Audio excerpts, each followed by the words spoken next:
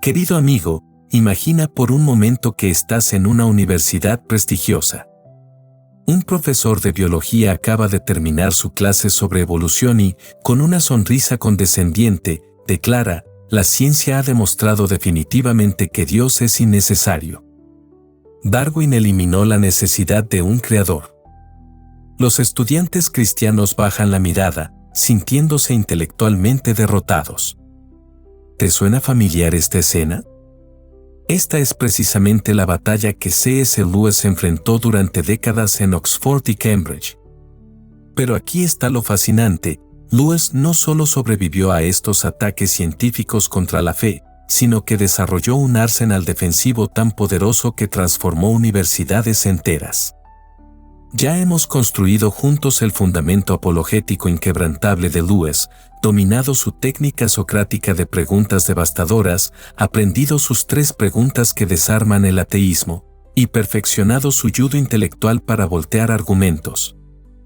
Pero hoy, querido amigo, descubrirás algo que Lewis consideraba absolutamente crucial: cómo construir un escudo impenetrable contra los ataques más sofisticados que la ciencia moderna puede lanzar contra tu fe. Porque déjame ser claro contigo, en nuestro mundo hispano del siglo XXI, desde las universidades de Madrid hasta las de México, desde Buenos Aires hasta Bogotá, el cientificismo se ha convertido en la nueva religión oficial. Y si no sabes defenderte, serás devorado intelectualmente. Lewis tenía un argumento sobre ciencia y fe que dejaba a los científicos ateos completamente sin palabras. Hoy vas a descubrir exactamente cómo lo hacía. La objeción presentada. Para entender la genialidad del escudo de Lewis, primero debemos comprender exactamente qué tipo de ataque se enfrentaba. Y créeme, querido amigo, estos ataques no han cambiado mucho desde los días de Lewis en Oxford. Lewis se enfrentaba diariamente a lo que él llamaba el nuevo dogmatismo científico. Sus colegas académicos, armados con las últimas teorías de Darwin, Freud y Marx, habían declarado la guerra intelectual al cristianismo. Y lo hacían con una confianza arrolladora. El primer misil que lanzaban era el argumento evolutivo: Darwin ha explicado cómo surgió la vida sin necesidad de un diseñador.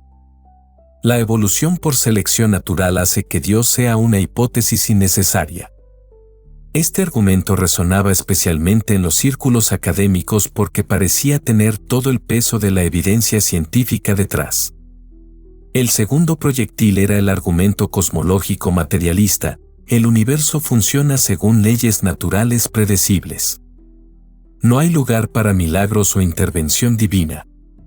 Todo lo que existe puede explicarse mediante procesos físicos y químicos. Esta objeción golpeaba directamente el corazón de la fe cristiana tradicional. El tercer torpedo era el argumento epistemológico: solo el método científico puede producir conocimiento real.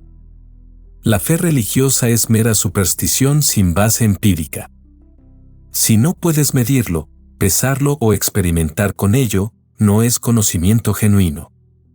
Este ataque minaba los fundamentos mismos de cualquier creencia religiosa. Pero Lewis observó algo fascinante: estos ataques no eran simplemente argumentos académicos neutrales. Venían cargados de una filosofía oculta que sus proponentes raramente reconocían. Era lo que él llamó cientificismo, la creencia de que la ciencia es la única fuente válida de conocimiento sobre la realidad. En nuestras universidades hispanas contemporáneas, estos mismos argumentos se presentan con una fuerza aún mayor. Un estudiante de medicina en Barcelona me escribió recientemente: profesor, mis profesores constantemente implican que creer en Dios es incompatible con ser un científico serio. Me siento como si tuviera que elegir entre mi fe y mi carrera. Esta es precisamente la falsa dicotomía que Lewis identificó como el núcleo del problema. Sus oponentes no solo presentaban evidencia científica, estaban vendiendo una cosmovisión completa que excluía a Dios por definición.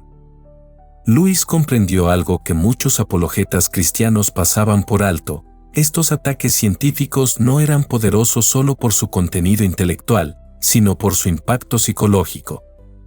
Cuando un profesor de física declara que la ciencia ha refutado a Dios, no solo está presentando un argumento, está ejerciendo autoridad académica, presión social y condicionamiento cultural. Como profesor en Oxford, Lewis veía diariamente cómo estudiantes cristianos inteligentes y bien formados se desmoronaban ante estos ataques, no porque los argumentos fueran irrefutables, sino porque no tenían un marco conceptual para procesarlos adecuadamente. Y aquí está la clave que Lewis descubrió: el problema no era que la ciencia contradijera el cristianismo, sino que el cientificismo había secuestrado la ciencia para promover una agenda filosófica materialista. Reconocer esta distinción crucial fue el primer paso en la construcción de su escudo defensivo. Respetando la ciencia genuina. Ahora bien, querido amigo, aquí es donde Lewis demostró su genialidad estratégica. En lugar de atacar la ciencia, lo cual habría sido suicidio intelectual en Oxford, hizo algo mucho más inteligente: distinguió cuidadosamente entre ciencia legítima y cientificismo ilegítimo. Lewis nunca fue un oscurantista anticientífico.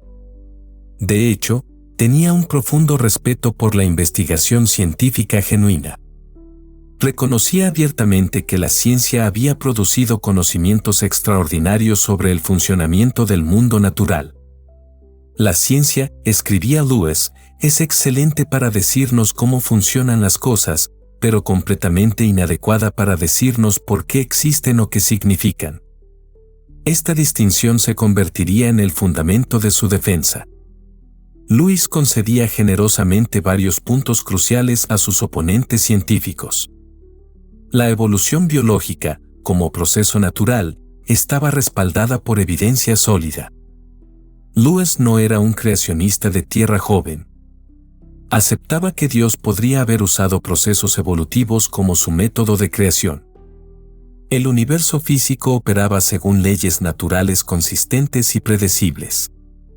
Los milagros no violaban las leyes naturales constantemente, eran intervenciones excepcionales de aquel que estableció esas leyes. El método científico era extraordinariamente efectivo para investigar el mundo material. Dentro de su dominio apropiado, la ciencia no tenía rival como herramienta de conocimiento. Pero aquí viene la brillantez de Lewis: al hacer estas concesiones, no estaba cediendo terreno, estaba aplicando su técnica de judo intelectual que aprendimos en el episodio anterior. Usaba la fuerza de la ciencia genuina para atacar las debilidades del cientificismo dogmático. Si realmente respetan la ciencia, argumentaba Lewis, entonces deben respetar sus límites metodológicos. Un científico que declara que Dios no existe no está hablando como científico, sino como filósofo amateur. Esta distinción era devastadora porque ponía a sus oponentes en una posición imposible.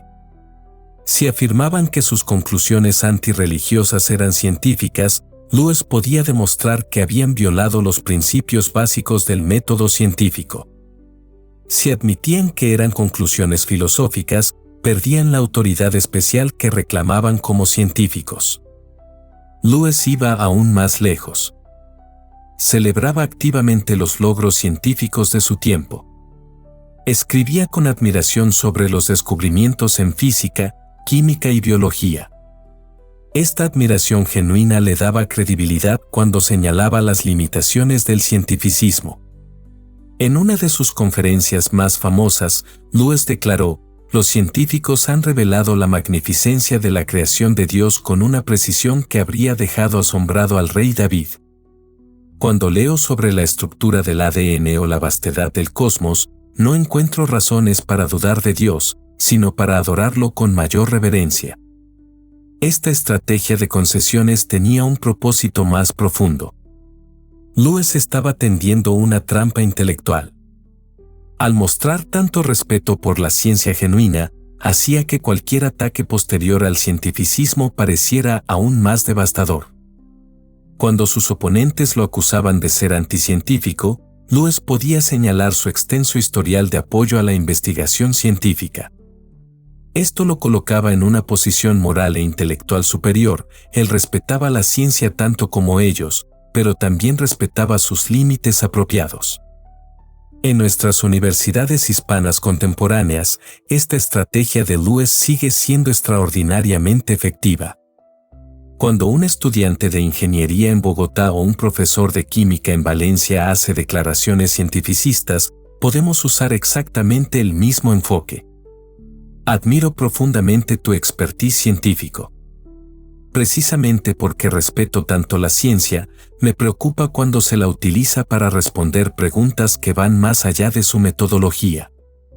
Como científico serio, seguramente reconoces que el método científico tiene límites específicos, ¿no es así? Esta aproximación desarma la hostilidad y crea un espacio para el diálogo genuino. Las presuposiciones ocultas. Ahora, querido amigo, llegamos al corazón del escudo de Lewis. Porque él descubrió que los ataques científicos contra la fe siempre descansaban sobre fundamentos filosóficos ocultos que sus proponentes raramente examinaban. Y una vez que exponías estos fundamentos, todo el edificio del cientificismo se desmoronaba. Lewis observó que sus colegas científicos operaban con tres presuposiciones fundamentales que nunca sometían a examen científico. Sus oponentes asumían que solo la materia y la energía eran reales. Pero esta creencia no provenía de observación científica, era una decisión filosófica previa que determinaba qué tipo de evidencias estaban dispuestos a considerar. Lewis los desafiaba directamente: ¿cómo llegaron científicamente a la conclusión de que solo lo material es real? ¿Qué experimento les demostró que la conciencia, los valores morales o el significado no existen genuinamente? Asumían que explicar los mecanismos de algo equivalía a explicar su propósito y significado. Si podían describir cómo funcionaba el cerebro, creían haber explicado el amor. Si podían trazar la evolución de la moralidad, pensaban haber refutado la ética objetiva. Lewis demostraba la falacia con analogías brillantes: si te explico exactamente cómo funciona un piano, las teclas, las cuerdas, los martillos, ¿he explicado la música de Beethoven? El mecanismo no refuta el significado, lo hace posible. Creían que solo el conocimiento derivado de observación empírica era válido. Pero esta misma creencia no era empíricamente verificable. Era, irónicamente, un acto de fe filosófica. Muéstrenme el experimento que demostró que solo las verdades empíricas son válidas, los desafiaba Lewis. Esa proposición misma no es empíricamente verificable. Están ejerciendo exactamente el tipo de fe que critican en los religiosos. Pero Lewis no se detenía ahí. Su genialidad radicaba en mostrar que el cientificismo se autorrefutaba mediante contradicciones internas devastadoras. Si el materialismo fuera cierto, nuestros pensamientos serían solo productos de procesos químicos ciegos. Pero entonces, ¿por qué deberíamos confiar en nuestros razonamientos sobre el materialismo? El materialismo minaba la confiabilidad de la razón que usaba para justificarse. Lewis formulaba el dilema con precisión quirúrgica: si mis pensamientos son solo movimientos de átomos en mi cerebro, determinados por leyes físicas ciegas, ¿por qué debería confiar en mi conclusión de que mis pensamientos son solo movimientos de átomos? El materialismo hace que todo razonamiento, incluyendo el razonamiento a favor del materialismo, sea no confiable. Los científicos valoraban la verdad, la honestidad intelectual, la objetividad y la búsqueda del conocimiento. Pero si el universo fuera puramente material, estos valores serían ilusiones evolutivas sin fundamento objetivo. ¿Por qué, preguntaba Lewis, debería yo buscar la verdad si la verdad es solo una ficción útil que nos ayudó a sobrevivir? Si no hay valores objetivos, entonces el valor de la ciencia misma es una ilusión. La ciencia dependía de la creencia de que el universo operaba según principios consistentes y racionales. Pero el materialismo puro no podía explicar por qué el universo sería racional o por qué las matemáticas describirían la realidad tan perfectamente. Lewis citaba con frecuencia a Einstein: lo más incomprensible sobre el universo es que es comprensible. El cientificismo no podía explicar la racionalidad que presupone. Aquí es donde Lewis aplicaba lo que más tarde desarrollaría en su espada de doble filo, que estudiaremos en nuestro próximo episodio. Tomaba cada objeción científica contra el cristianismo y mostraba que, bajo análisis, era evidencia a favor de la fe. La racionalidad del universo apuntaba hacia una mente suprema.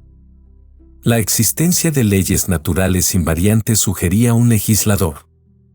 El hecho de que pudiéramos conocer verdades objetivas implicaba que nuestras mentes estaban diseñadas para la verdad. Esta exposición de fundamentos tenía un efecto devastador en debates académicos. Los oponentes de Lewis súbitamente se daban cuenta de que sus conclusiones científicas descansaban sobre fe filosófica no examinada. Su posición de superioridad intelectual se desvanecía cuando Lewis demostraba que ellos también eran creyentes, solo que creían en una filosofía que se autorrefutaba. Como preparación para nuestro próximo entrenamiento, recuerda esto: Lewis no solo defendía la fe de los ataques científicos, transformaba esos mismos ataques en evidencias para el cristianismo. Y esa técnica de reversión era tan poderosa que sus propios estudiantes ateos terminaban defendiendo el cristianismo sin darse cuenta. El cristianismo como fundamento de la ciencia. Ahora viene la parte más brillante del escudo de Lewis, querido amigo. Porque no se conformaba con defenderse de los ataques científicos, lanzaba una contraofensiva devastadora demostrando que el cristianismo proporcionaba el único fundamento sólido para la ciencia misma. Lewis comenzaba con un hecho histórico que sus oponentes no podían negar: la ciencia moderna había nacido en la Europa cristiana medieval y renacentista. Galileo, Newton, Kepler, Boyle, Pasteur, los padres de la ciencia moderna eran cristianos devotos que veían su investigación como exploración de la mente de Dios. ¿Es pura coincidencia, preguntaba Lewis, que la ciencia surgiera precisamente en la cultura que creía en un Dios racional que había creado un universo ordenado y comprensible? ¿Por qué no surgió en culturas que veían el universo como caótico, cíclico o ilusorio? Esta pregunta era devastadora porque invertía completamente la narrativa del conflicto entre ciencia y religión. No era que la ciencia hubiera refutado el cristianismo, era que el cristianismo había hecho posible la ciencia. Lewis entonces procedía a demostrar que la ciencia requería presuposiciones metafísicas que solo el teísmo cristiano podía justificar adecuadamente. La ciencia asume que el universo opera según principios racionales y matemáticamente elegantes. Pero si el universo fuera producto del azar ciego, ¿por qué esperaríamos que fuera racional? La fe cristiana, explicaba Lewis, proporciona la única explicación satisfactoria de por qué el universo es matemáticamente elegante, fue diseñado por una mente infinitamente racional. Los ateos usan esta racionalidad para hacer ciencia, pero no pueden explicar de dónde viene. La ciencia depende de que nuestras mentes puedan conocer verdades objetivas sobre la realidad. Pero si somos productos de evolución ciega orientada solo a la supervivencia, ¿por qué nuestras mentes serían confiables para conocer la verdad? Lewis citaba al filósofo J.B.S. Haldane: si mis procesos mentales están determinados totalmente por movimientos de átomos en mi cerebro, no tengo razón para suponer que mis creencias son verdaderas, y por tanto no tengo razón para suponer que mi cerebro está compuesto de átomos. La ciencia presupone que la verdad, la honestidad, la objetividad y la búsqueda del conocimiento son valores genuinos. Pero estos valores solo tienen sentido si existe un fundamento objetivo para el bien y el mal. Un universo puramente material, argumentaba Lewis, no puede generar obligaciones morales reales. Si valoran genuinamente la verdad científica, están admitiendo implícitamente que existen valores objetivos, lo cual apunta directamente hacia un legislador moral. Aquí Lewis aplicaba su genialidad para exponer paradojas devastadoras en la posición científica atea.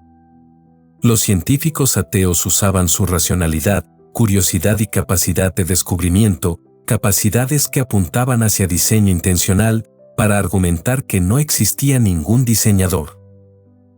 Observaba Lewis con ironía, como usar un telescopio para demostrar que no existen instrumentos ópticos. Los científicos dedicaban sus vidas a descubrir verdades sobre un universo que, según su filosofía, era fundamentalmente absurdo y sin propósito.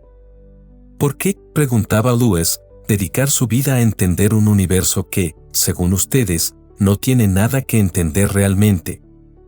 Su pasión por el conocimiento contradice su filosofía del sinsentido. Pero Lewis no se limitaba a exponer problemas en el cientificismo ateo. Demostraba positivamente cómo el cristianismo proporcionaba un fundamento coherente para toda la empresa científica. Si Dios había creado el universo según principios racionales, tenía perfecto sentido que pudiéramos descubrir esos principios mediante investigación cuidadosa. La ciencia se convertía en una forma de pensar los pensamientos de Dios después de él. Si los humanos estaban hechos a imagen de Dios, tenía sentido que tuviéramos capacidades cognitivas excepcionales para entender la creación. Nuestra racionalidad no era accidente evolutivo sino reflejo de la racionalidad divina. El comando bíblico de sojuzgar la tierra incluía la investigación científica como mayordomía responsable de la creación. Los científicos cristianos no violaban su fe, la cumplían. Lewis culminaba su contraargumentación con una observación devastadora: los científicos ateos dependían completamente de fundamentos metafísicos que su propia filosofía no podía sostener, mientras que el cristianismo proporcionaba fundamentos sólidos tanto para la ciencia como para la fe. Irónicamente, concluía Lewis, tienen que presuponer un universo teísta para hacer ciencia en un universo ateo. Es como usar los principios de la ingeniería para construir una máquina destinada a demostrar que la ingeniería es imposible. Esta inversión completa del argumento preparaba el terreno para su técnica más poderosa: convertir cada objeción científica en evidencia para el cristianismo. La superioridad explicativa del cristianismo. Y ahora, querido amigo, llegamos al momento decisivo donde Lewis pronunciaba su veredicto académico. Con la precisión de un juez oxfordiano, evaluaba cuál cosmovisión, el cientificismo materialista o el cristianismo teísta, proporcionaba mejor fundamento para la ciencia misma y la experiencia humana completa. Lewis aplicaba los mismos estándares que cualquier académico serio usaría para evaluar teorías competitivas. ¿Cuál cosmovisión explicaba más datos de la experiencia humana con mayor coherencia? ¿Cuál sistema evitaba contradicciones lógicas fundamentales? ¿Cuál marco conceptual generaba insights más productivos sobre la realidad? ¿Cuál explicación lograba máxima comprensión con mínimas presuposiciones arbitrarias? Aplicando estos criterios con rigor académico implacable, Lewis llegaba a conclusiones que sus oponentes encontraban difíciles de refutar. El materialismo científico podía explicar mecanismos físicos, pero fallaba estrepitosamente al abordar fenómenos fundamentales de la experiencia humana. ¿Por qué un universo de partículas ciegas produciría mentes capaces de verdad objetiva? ¿Cómo procesos evolutivos amorales generarían obligaciones morales genuinas? ¿Por qué criaturas orientadas solo a supervivencia desarrollarían sensibilidad estética que trasciende utilidad evolutiva?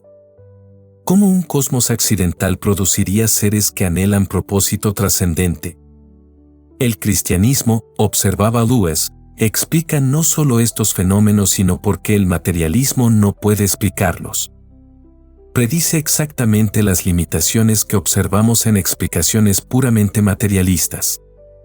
Lewis demostraba que el materialismo científico contenía contradicciones lógicas fatales.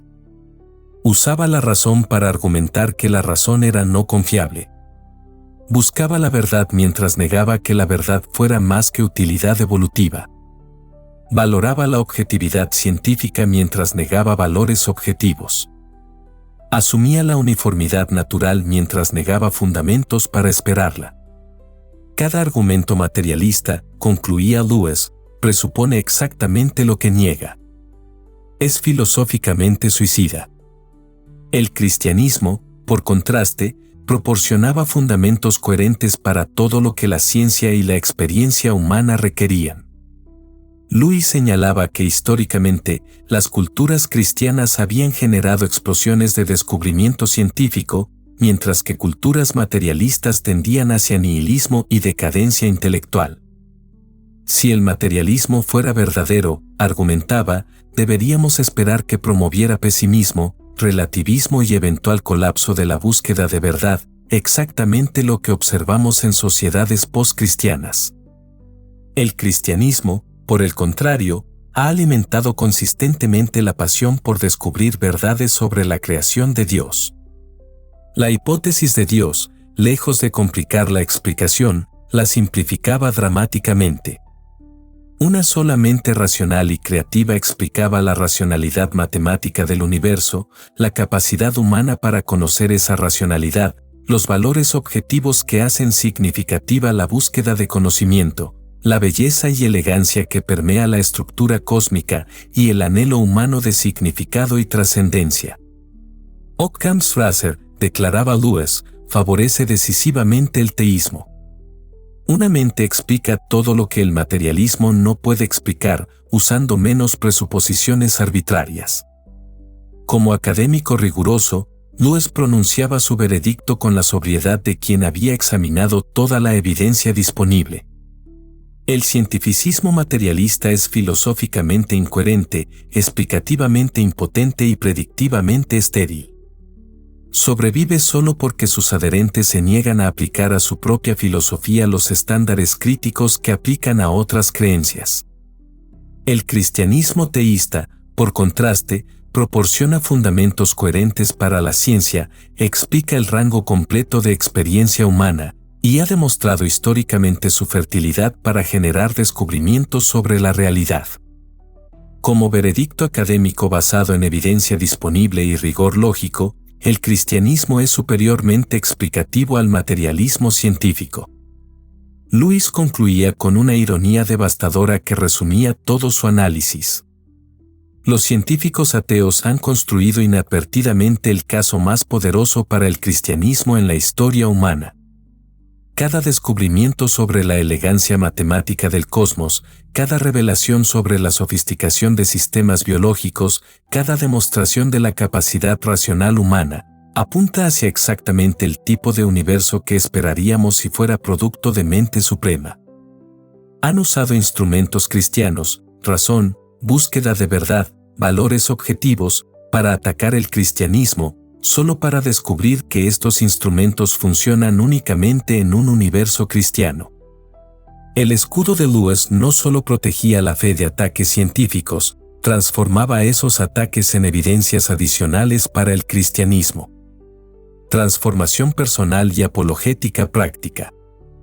Pero Lewis sabía que la apologética académica sin transformación personal era mera gimnasia intelectual.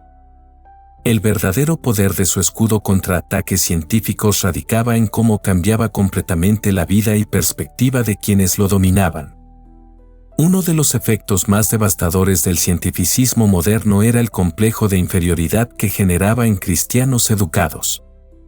Lewis había vivido personalmente esta experiencia como ateo en Oxford, donde el cristianismo era visto como superstición para mentes simples. Cuando dominas este escudo, enseñaba Lewis a sus estudiantes, te das cuenta de que no eres intelectualmente inferior a los científicos ateos. De hecho, tienes una cosmovisión más sofisticada, coherente y explicativamente poderosa que la suya. Esta realización transformaba la dinámica completa de encuentros apologéticos. En lugar de defenderse tímidamente, los cristianos equipados con el sistema Lewis podían tomar la iniciativa intelectual con confianza genuina. Paradójicamente, el dominio del escudo de Lewis no generaba arrogancia sino compasión profunda hacia científicos ateos. Lewis enseñaba a sus discípulos a ver a estos oponentes como víctimas intelectuales de una filosofía autodestructiva. Un científico materialista, explicaba Lewis, es como un músico magnífico que ha sido convencido de que la música no existe realmente. Está usando dones que su filosofía declara ilusorios para buscar verdades que su cosmovisión considera imposibles. Necesita liberación, no condena. Esta perspectiva transformaba debates hostiles en encuentros pastorales. Los estudiantes de Lewis aprendían a desmantelar argumentos cientificistas con firmeza, pero a tratar a las personas con ternura genuina. El escudo de Lewis curaba la falsa división entre fe y razón que atormentaba a muchos cristianos educados. Demostraba que la fe cristiana no era salto irracional, sino respuesta racional más completa a la totalidad de la evidencia disponible. La fe, enseñaba Lewis, no es creer sin evidencia, sino confiar en base a evidencia suficiente aunque no exhaustiva. Es exactamente lo que hacen los científicos cuando adoptan teorías antes de poder probarlas completamente. Esta comprensión liberaba a cristianos de la ansiedad intelectual que generaba la cultura académica secular. Podían participar plenamente en investigación científica sin compromiso de conciencia. Una de las transformaciones más hermosas que Lewis observaba en sus estudiantes era el desarrollo de lo que él llamaba gozo del descubrimiento teísta, la capacidad de ver cada avance científico como revelación adicional de la gloria de Dios. Cuando entiendes que estás estudiando la mente de Dios expresada en la creación, explicaba Lewis, cada ecuación que dominas, cada proceso biológico que comprendes, cada ley física que descubres, se convierte en acto de adoración intelectual. Esta perspectiva transformaba el estudio científico de trabajo secular en vocación sagrada. Los estudiantes de Lewis en campos científicos informaban niveles de motivación y satisfacción dramáticamente superiores a sus colegas seculares. Lewis entrenaba específicamente a científicos cristianos para que se convirtieran en apologetas especializados capaces de responder a objeciones técnicas sofisticadas. Esta formación incluía técnicas de comunicación preventiva sobre cómo presentar descubrimientos científicos de manera que fortaleciera en lugar de amenazar la fe de audiencias cristianas. Estrategias de confrontación académica sobre cómo desafiar presuposiciones materialistas en contextos académicos sin comprometer credibilidad profesional. Metodologías de evangelización científica sobre cómo usar maravillas científicas como puertas de entrada para conversaciones sobre diseño inteligente y propósito cósmico. Los científicos entrenados por Lewis se convertían en multiplicadores del impacto apologético. Un biólogo que dominara el escudo de Lewis podía influenciar departamentos universitarios completos, médicos cristianos equipados transformaban hospitales, ingenieros formados afectaban industrias enteras. El objetivo, explicaba Lewis, no es simplemente defender tu propia fe de ataques científicos, sino equipar a otros para que transformen la cultura científica desde adentro. Décadas después de la muerte de Lewis, el legado de su escudo contra ataques científicos continúa transformando vidas. Desde las universidades de Madrid hasta los laboratorios de Sao Paulo, desde los hospitales de México hasta los centros de investigación de Buenos Aires, científicos hispanos continúan aplicando los principios de Lewis para integrar fe y ciencia de manera coherente y poderosa. Y ahora, querido amigo, la pregunta se vuelve personal. ¿Estás listo para ser transformado por el escudo de Lewis? ¿Permitirás que esta metodología cure tu complejo de inferioridad intelectual y te equipe para enfrentar cualquier ataque científico contra tu fe? Porque Lewis tenía razón, cuando dominas estos principios, no solo puedes defenderte de objeciones científicas, puedes convertir cada objeción en oportunidad para demostrar la superioridad explicativa del cristianismo. Conclusión. Querido amigo, hemos llegado al final de nuestro entrenamiento en el escudo de Lewis contra ataques científicos.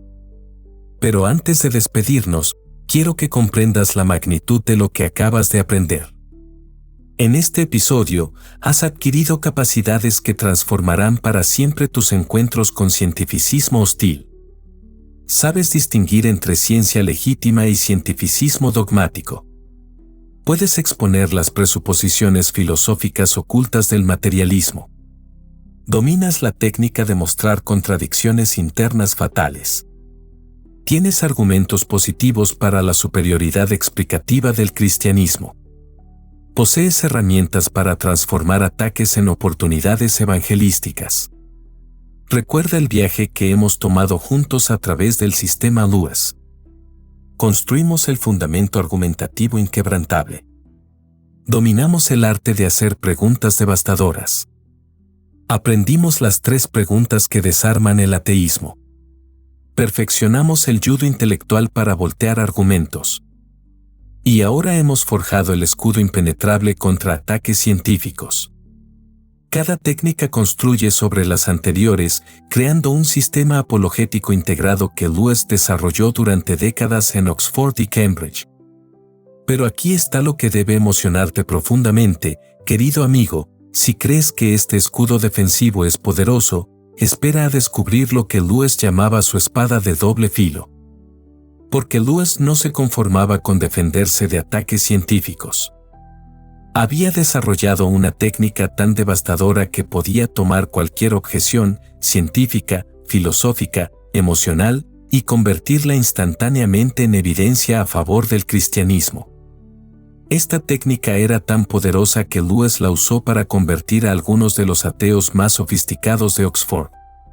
Estudiantes que llegaban a sus clases determinados a refutar el cristianismo salían como defensores apasionados de la fe. ¿Cómo funcionaba esta espada de doble filo?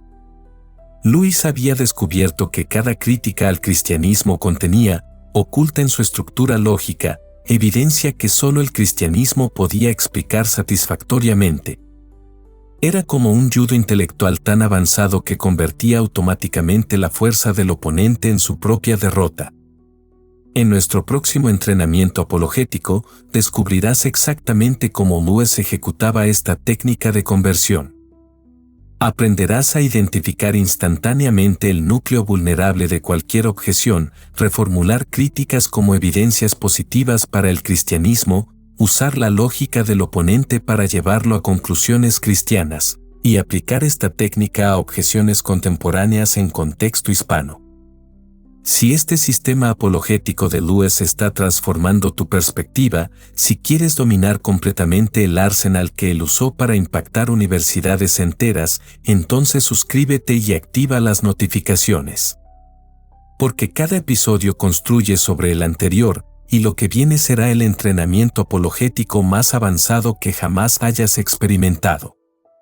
Lewis tenía un argumento sobre ciencia y fe que dejaba a los científicos ateos completamente sin palabras.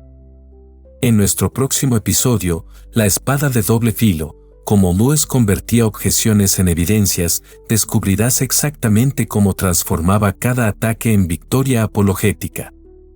Y te advierto, querido amigo, una vez que domines esta técnica, nunca más verás las objeciones al cristianismo como amenazas. Las verás como oportunidades doradas para demostrar la verdad de la fe. ¿Estás listo para el siguiente nivel del entrenamiento Lewis? Nos vemos en el próximo episodio, donde el escudo se convierte en espada y la defensa se transforma en conquista intelectual.